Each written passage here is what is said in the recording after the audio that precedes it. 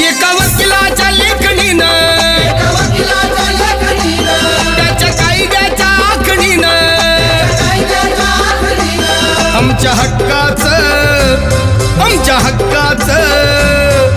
हक्काचं लेखन व माय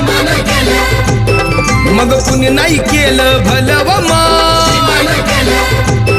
अग दिल्लीचं दालन फुलं व माय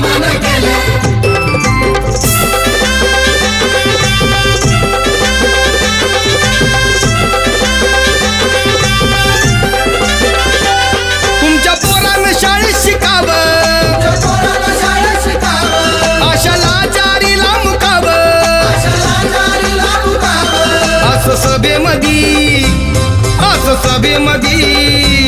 असं सभेमधी भाषण व माय